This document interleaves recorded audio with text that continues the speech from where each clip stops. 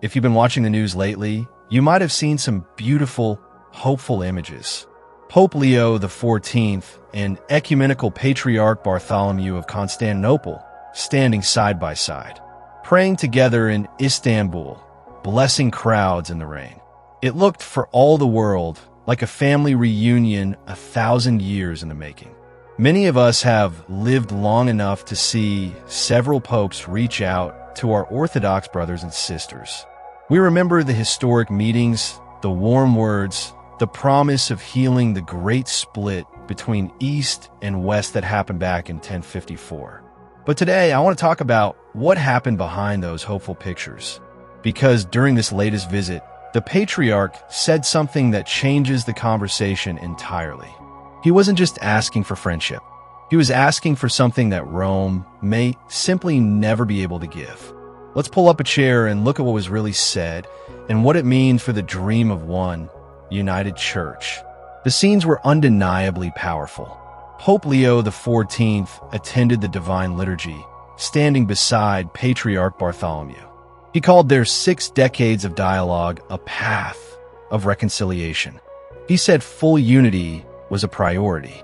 The Patriarch spoke of their spiritual brotherhood, linking them back to the apostles Peter and Andrew. But then came a challenge.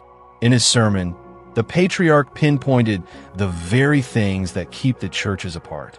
He said we must pray that issues like the filioque and papal infallibility will be resolved. He called them stumbling blocks. Now, that might sound like typical theological talk, but for those of us who've followed this for years, that statement is a seismic shift in tone. He wasn't just naming problems. He was gently but firmly placing the ball in Rome's court, suggesting that for unity to happen, the Catholic Church must be the one to move on these doctrines. So why are these two issues such an immovable mountain? Let's break them down simply. First, the filioque. This is a Latin word meaning "and the Son." It's about the Holy Spirit. The original creed from the first councils in Nicaea and Constantinople says the Spirit proceeds from the Father. Centuries later, the Western Church added "in the Son," filioque, to clarify the Trinity's unity. The East never accepted this change, seeing it as an overreach that altered a fundamental, universal creed. The flexibility. Here's where it gets interesting. Rome has shown some flexibility. At the recent service in Nicaea, Pope Leo prayed the creed without the filioque. Eastern Catholic churches are already allowed to use the original creed. So, on this point, there is room for adaptation. Second, papal infallibility. This is the bigger hurdle.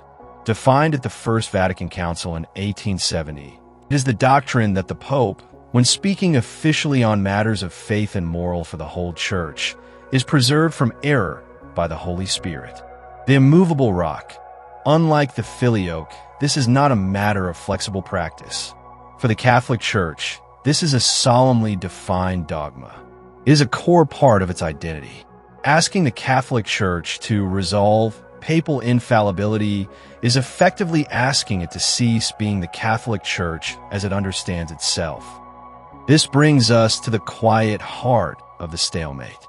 The Patriarch fears that unity could mean absorption or domination by the large, global Catholic Church, losing the Orthodox Church's ancient identity. But the hidden truth is this. The Catholic Church faces the same fear in reverse. To make the concessions the Patriarch hinted at would feel like an absorption of its own defining truths. Warmth may open a door once closed, but doctrine still holds the key. The beautiful friendship, the shared prayers, the fraternal meetings, all of that is real and precious. It heals centuries of bitterness, but it cannot, by itself, solve a 1,000-year-old divorce over the very architecture of faith. What does this mean for the future? For those of us who pray for unity, this isn't a message of despair, but one of sober clarity. The path forward is not a swift merger.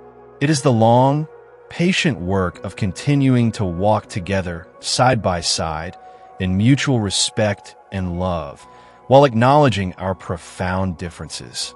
The goal may shift from full communion to a deeper, more honest spiritual brotherhood, where we support each other, work together for the world, and let God handle the final timeline of reconciliation.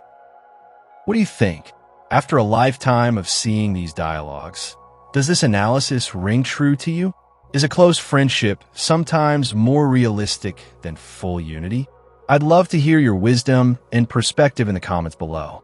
If this deeper look into a major news story was valuable, please give this video a like and share it with someone who would appreciate the conversation.